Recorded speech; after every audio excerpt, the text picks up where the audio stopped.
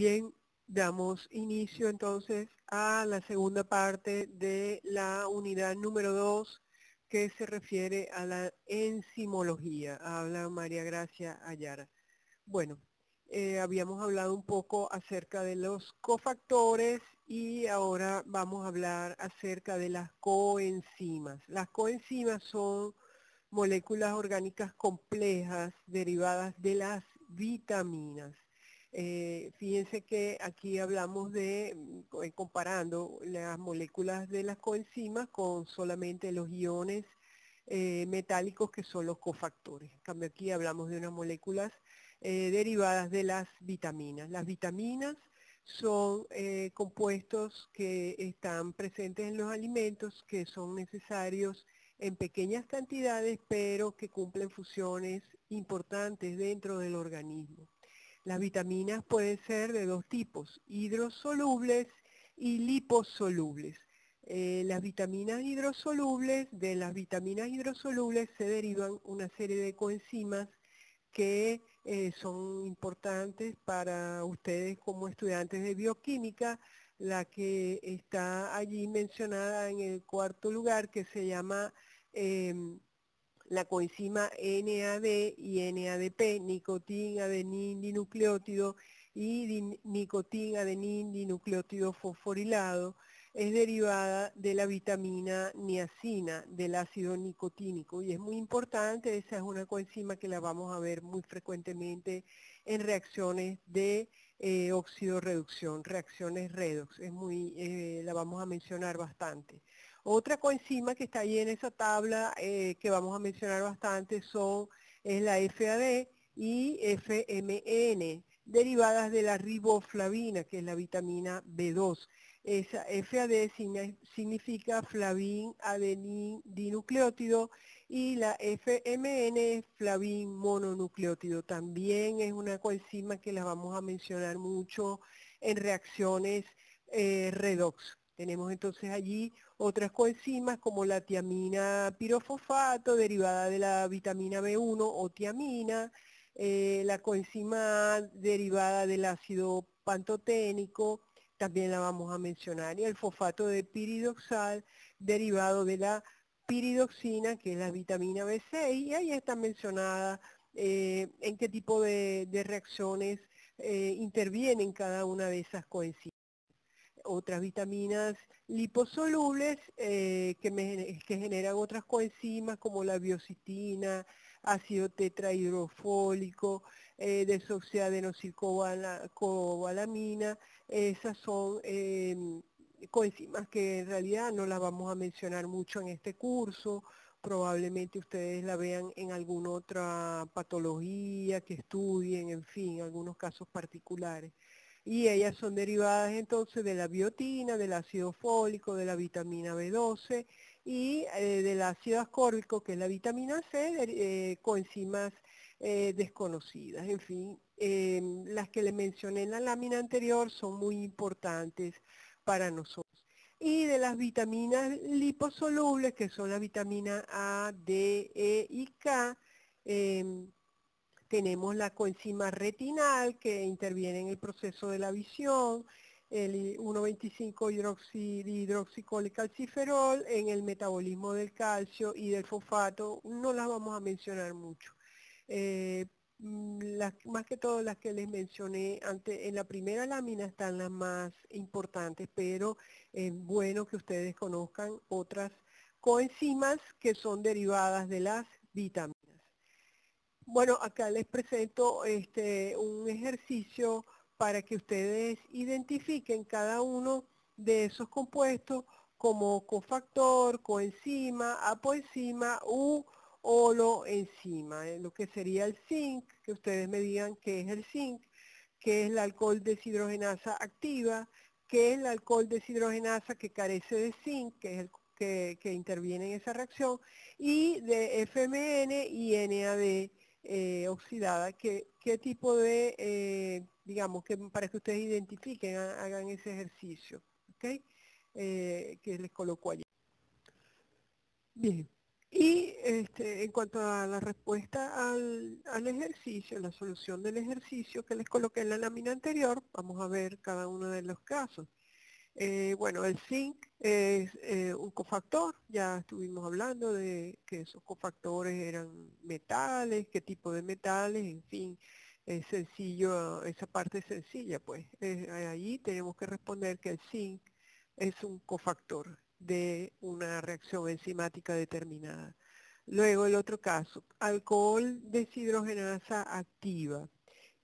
Bueno, ahí cuando nos dice alcohol deshidrogenasa activa, es una enzima, sabemos que es una enzima determinada, pero nos está diciendo que está activa. Quiere decir que si está activa, está, digamos, completa, tiene todos sus elementos, la parte proteica y la parte prostética, la parte que puede ser una apoenzima una coenzima o un cofactor. Entonces, en este caso, el alcohol deshidrogenasa activa tiene que ser definida como una holoenzima. Es una enzima completa, activa, con todos sus componentes. ¿Cuáles son sus componentes? No lo sabemos, pero al decir activa quiere decir que está completa. Alcohol deshidrogenasa que carece de zinc. Aquí, en este caso, solamente sería, ¿verdad?, la parte enzimática, la parte proteica, lo que está presente. Nos está diciendo que esa enzima le hace falta su cofactor, que en este caso es el zinc. Entonces, alcohol deshidrogenasa que carece de zinc lo vamos a definir como una apoenzima, solamente tiene la parte proteica, nos está diciendo que le hace falta su cofactor. Flavimononucleótido es una coenzima, ya la estuvimos definiendo, y NAD oxidada es una coenzima. Esa sería la respuesta del ejercicio que les coloqué. Importante, ¿verdad? Que puedan identificar qué tipo de componente estamos tratando en el caso de las reacciones enzimáticas. Bien. Vamos a hablar ahora acerca de los factores que influyen en la actividad enzimática. Ya les mencioné, las enzimas son proteínas y son afectadas por distintos factores. Vamos a estudiar el efecto del pH, de la temperatura, de la concentración de sustrato, de la concentración de enzima y la presencia de inhibidores que pueden ser reversibles e irreversibles. Vamos a estudiar cada uno de esos factores que influyen en la actividad de la enzima. Vamos a comenzar entonces a hablar acerca del pH. Ya nosotros estudiamos el pH en la primera unidad. Vamos a hablar entonces cómo afecta el pH en la actividad de las enzimas. Fíjense que aquí tenemos un gráfico. En ese gráfico tenemos dos curvas, una de color verde que corresponde a la pepsina y una que corresponde a la quimotripsina. Y tenemos en la parte inferior, en la escala en el eje de las X, el pH, que sabemos que va de 0 a 14, ¿verdad? Y en el eje de las Y tenemos la actividad enzimática. Fíjense que en ambas curvas donde está la mayor actividad enzimática hablamos del pH óptimo. Pero fíjense ustedes que la pepsina tiene un pH óptimo más o menos de 1, de 2. Ustedes observan la gráfica, tenemos el pH en la parte superior de ese gráfico para pepsina, más o menos está en un pH de 2. En cambio la quimotripsina está cerca de 8, más o menos, digamos, un rango de valor de pH. Y la pregunta sería, ¿pero por qué esas dos enzimas tienen tanta diferencia en el pH óptimo? Y la explicación la tenemos en el hecho de que la pepsina es una enzima que actúa a nivel del estómago. Y ustedes saben que el pH del estómago es un pH muy ácido porque allí se produce la secreción del ácido clorhídrico por las células oxínticas de la pared del estómago, ¿verdad? Se produce la secreción de ácido clorhídrico y el pH es muy ácido. Entonces la enzima que está allí, la pepsina, necesita un pH óptimo cercano al valor del pH del estómago. La quimotripsina, en cambio, tiene un pH cerca de la neutralidad porque es una enzima que se encuentra a nivel del intestino delgado, de las primeras porciones que tienen un pH alcalino. Entonces, las enzimas trabajan mejor a su pH fisiológico correcto. La mayoría de las enzimas trabajan dentro del organismo a un pH óptimo cerca de la neutralidad, pero no siempre es así.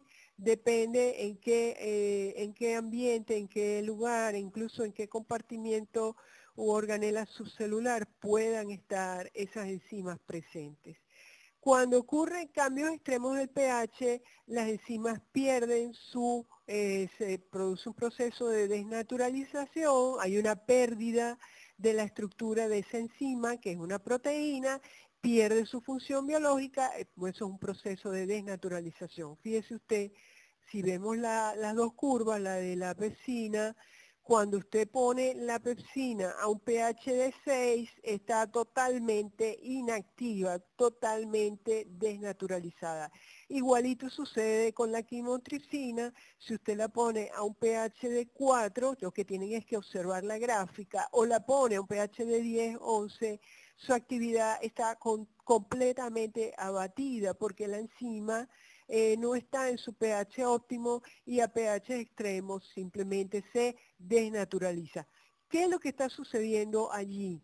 ¿Qué es lo que está ocurriendo por efecto de los cambios de pH? Lo que ocurre es que el cambio de pH afecta las cargas eléctricas de los aminoácidos que constituyen esa proteína y eso va alterando, y de los grupos químicos que puedan estar presentes en esos aminoácidos, va alterando su estructura y va alterando su funcionalidad si es afectado por el pH los aminoácidos, por ejemplo, que están presentes en el sitio activo. Entonces, ya analizamos el efecto del pH, entonces fíjense lo que dice la lámina. Pepsina que está en el estómago y quimotripsina, intestino delgado, tienen diferentes pH óptimos, ¿ok? Entonces ya hemos discutido cómo afecta el pH la actividad de las enzimas. Bien, ahora vamos a hablar de otro factor que afecta las enzimas, factores que afectan la actividad enzimática, muy importante, como lo es la temperatura. Primero que todo, quiero que observemos el gráfico que se presenta en la lámina. En el eje de las X tenemos la temperatura expresada en grados centígrados, ¿verdad? 20, 30, 40, 50 grados centígrados. Y en el eje de las Y simplemente está expresada la actividad enzimática. Si ustedes observan la curva, vemos que a medida que aumenta la temperatura, ¿verdad? Vemos que la actividad enzimática aumenta, pero a una cierta temperatura observamos una brusca, violenta, ¿verdad?, disminución de la actividad enzimática, ¿verdad? Y ahí aparece la palabra desnaturalización.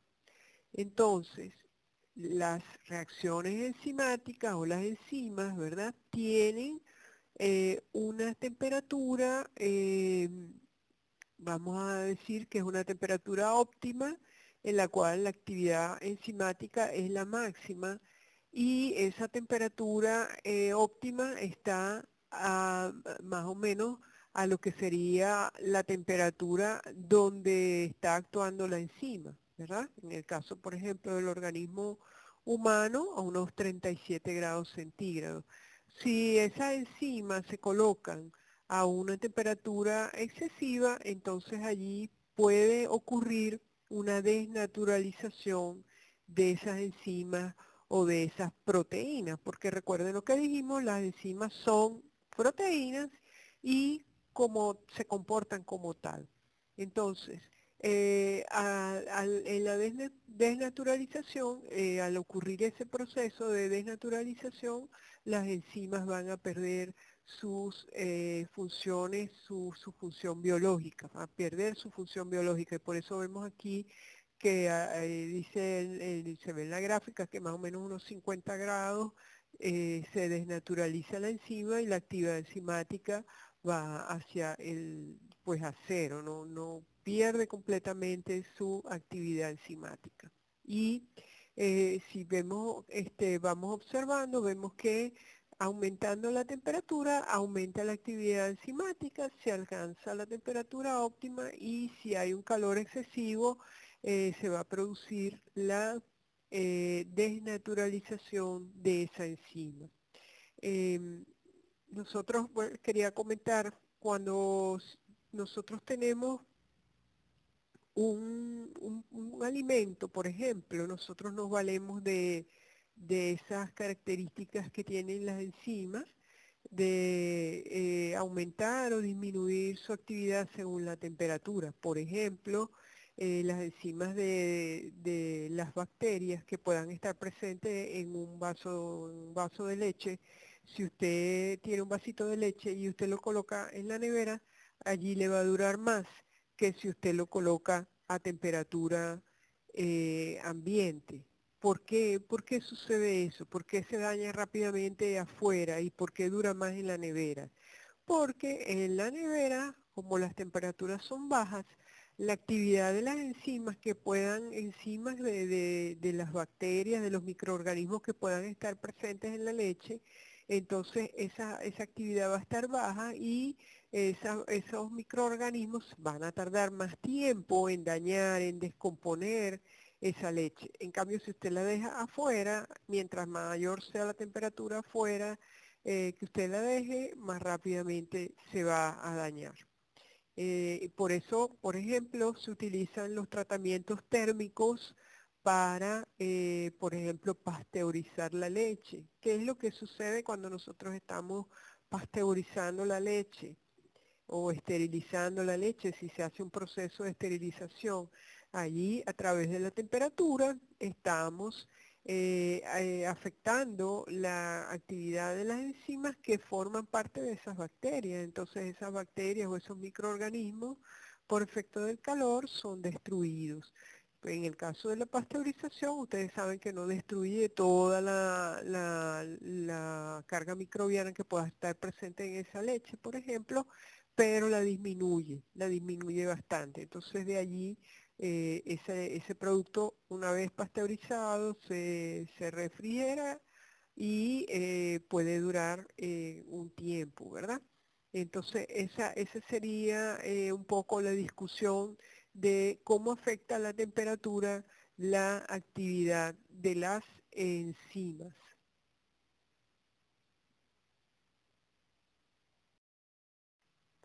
Ahora vamos a ver en esta lámina el efecto de la concentración del sustrato. Eh, Sabemos que la enzima actúa sobre el sustrato y lo transforma en producto.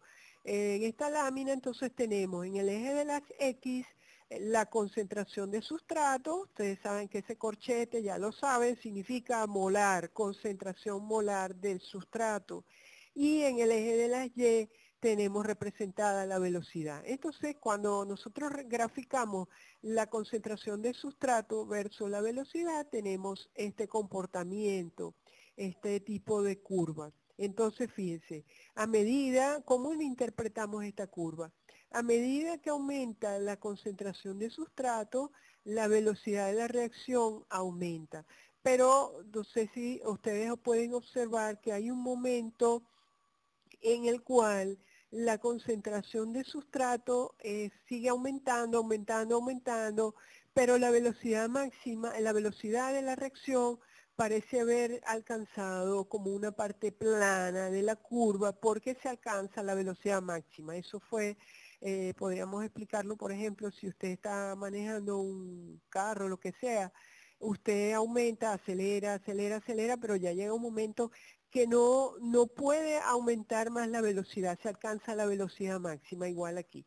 Nosotros podemos estar aumentando la concentración de sustrato y la velocidad máxima se mantiene. ¿Y eso por qué se explica? Bueno, porque la cantidad de enzima no cambió. Entonces, hay una relación entre la cantidad de sustrato y la cantidad de enzima.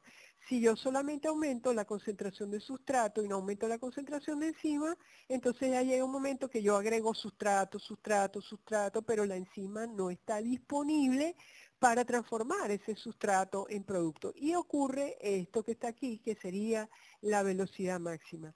Esta misma gráfica o este mismo comportamiento nosotros lo tendríamos si tuviésemos estuviésemos estudiando la concentración de la enzima, igualito. Si colocamos la concentración de la enzima y un sustrato constante, pues si yo aumento la concentración de enzima, igual voy a tener el mismo comportamiento.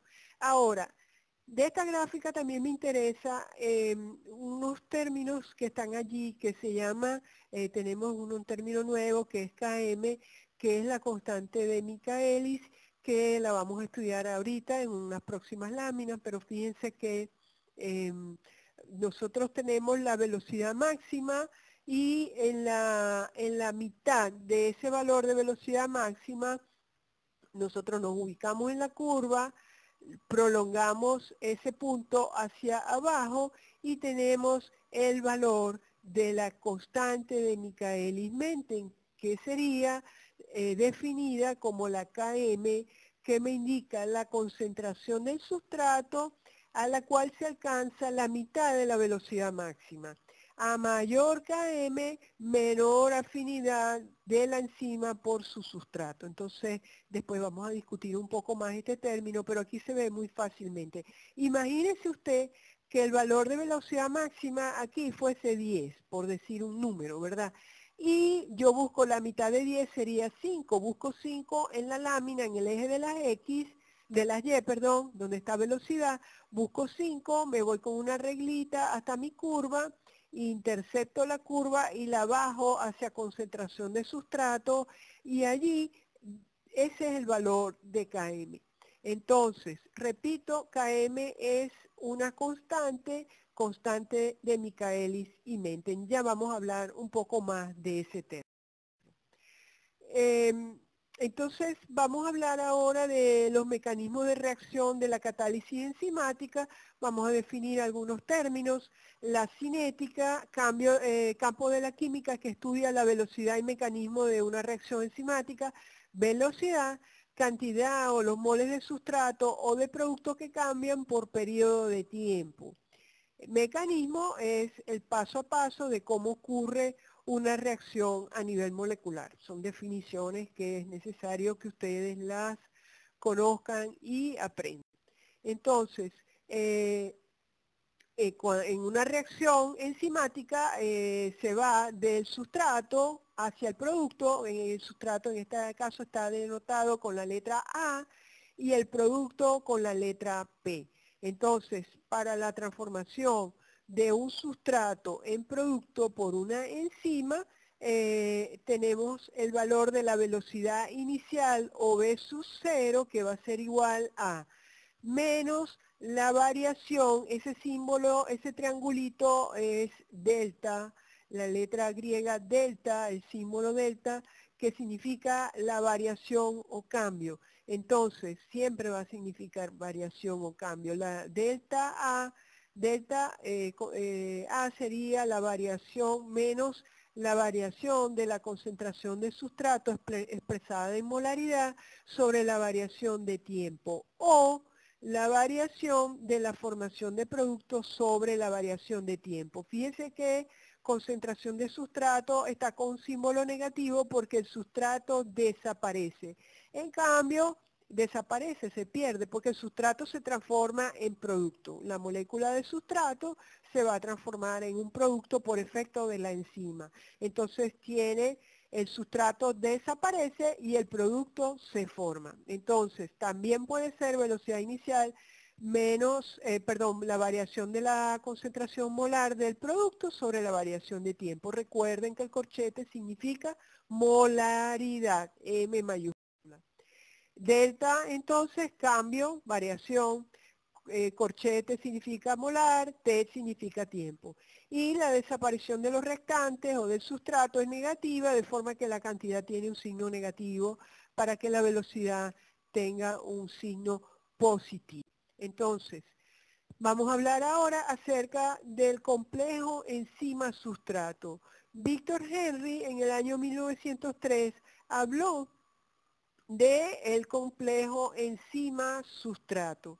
Y esos estudios de Henry en el año 1903 fueron precursores, digamos así, de los estudios de enzimología de Michaelis y Menten, que vamos a hablar un poquito sobre esa parte. Más adelante vamos a mencionar Michaelis y Menten. Pero ¿qué dijo Henry? Bueno, que la formación del complejo enzima-sustrato. Entonces, Henry dice que estableció este complejo, enunció este complejo, E que significa enzima más S que significa sustrato, me va a formar un complejo ES, enzima-sustrato, que luego va a disociarse o separarse y me va a formar enzima más producto. Y entre eso tenemos de enzima más sustrato hacia enzima sustrato K1, de enzima sustrato hacia enzima más sustrato tenemos K2 y de enzima sustrato a enzima más producto hablamos de K3. ¿Sabemos? Lo sabemos porque es así. Siempre que se hable de K, estamos hablando de una constante. Entonces, K1 constante de la velocidad de formación del complejo enzima sustrato, K2 constante de velocidad de disociación de ese complejo enzima sustrato y K3 constante de velocidad de formación y liberación de producto del sitio activo. Continuando con esto, porque lo que estamos es deduciendo un poco lo que es la ecuación de Michaelis y Menten, vamos a hacer algunos tratamientos matemáticos. A bajas concentraciones del producto, es decir, cuando hablamos de velocidad inicial que no se ha formado mucho producto, se asume que K2 es despreciable. Despreciable no es que es una constante que uno odia o desprecia, sino despreciable es que es muy baja, valores despreciables. Cuando usted dice no, eso es despreciable, es que es algo muy, muy ínfimo, muy pequeño. Entonces, K2 es un valor despreciable, como decir, cercano a cero en relación a K1. Entonces, en ese caso, la velocidad de formación del complejo enzima-sustrato es igual a la velocidad de su degradación. Entonces, velocidad va a ser igual a la variación de la formación de productos sobre la variación de tiempo, que es igual a K3 por la concentración del complejo enzima-sustrato. De ahí tenemos otra ecuación que en el estado estacionario K1 por la concentración de la enzima por concentración de sustrato va a ser igual a K2 más K3 por la concentración del complejo enzima-sustrato, siempre expresada en molar. Recuerden que estamos hablando de los corchetes significan molaridad. ¿Ok? Entonces, de ahí despejamos de esa fórmula anterior, la concentración del complejo enzima-sustrato va a ser igual a la concentración molar de enzima por la concentración molar del sustrato sobre K2 más K3 sobre K1. Entonces, ese valor en la parte inferior, ese valor de K2 más K3 sobre K1 es el valor de la constante de Michaelis y Menten. Entonces ya la vimos, que es la concentración de sustrato a la cual se alcanza la mitad de la velocidad máxima. Y como allí se despejaron esos valores de la parte inferior de la ecuación anterior, se expresa entonces la ecuación de Michaelis y Menten va a ser igual a la velocidad va a ser igual a la velocidad máxima por concentración de sustrato sobre Km o concentración de sustrato más Km, donde Vmax es la velocidad máxima que puede alcanzar la reacción. Ya eso lo estuvimos definiendo. Y entonces ahora vamos a hablar acerca de la representación de Michaelis y Menten. Esos autores, Michaelis y Menten, hicieron este gráfico, digamos, como el primer gráfico, sobre la cinética enzimática, donde en el eje de las X colocaron la concentración de sustrato y en el eje de las Y la velocidad. Y fíjense que se obtiene esta forma, esta curva, donde ya habíamos discutido ya esta curva. Tenemos que va aumentando concentración de sustrato, aumenta la velocidad de la reacción hasta que se alcanza la velocidad máxima. Sin embargo, uno de los problemas, por eso es que ahí está velocidad máxima, no sé si lo pueden ver, que tiene un signo de interrogación y tiene varias flechitas, porque la pregunta sería aquí, ¿dónde está exactamente la velocidad máxima? No es muy fácil, no es muy fácil de determinar, y tampoco entonces al determinar el valor exacto de velocidad máxima no lo podemos determinar, entonces es más difícil obtener el valor de Km. Entonces, por eso aquí dice Km es difícil de medir, pues se debe estimar la velocidad máxima. Entonces, este gráfico no es el que da los mejores resultados para poder interpretar o para poder tener esos valores de velocidad máxima de una reacción enzimática y de Km. Un gráfico lineal daría mejores resultados. Entonces, aquí está otra vez la velocidad máxima, está, pero sin saber exactamente dónde está, en la mitad de ese valor, al bajarlo hacia concentración de sustrato, eso se llama extrapolarlo, tenemos el valor de Km, concentración de sustrato a la que se alcanza la mitad de la velocidad máxima. Entonces, esa es la representación de Michaelis y Menten. Se obtiene esta forma de curva, pero como les dije, el problema es que no podemos estimar el valor exacto, no podemos determinar el valor exacto de la velocidad máxima. Entonces, otros autores que se llaman Lineweaver y Burke, aquí está escrito Lineweaver y Burke, dijeron, bueno, vamos a hacer lo que se llama la representación de los dobles recíprocos o los dobles inversos. Entonces, lo que hicieron fue, en vez de graficar la concentración de sustrato, graficaron el inverso de la concentración de sustrato. En vez de graficar la velocidad, graficaron el inverso de la velocidad. Y el inverso, cuando yo digo inverso, por ejemplo, para recordárselo, ya esto es matemática, pero bueno, el número 3, el inverso es 1 sobre 3. El número 10, el inverso de 10 es 1 sobre 10.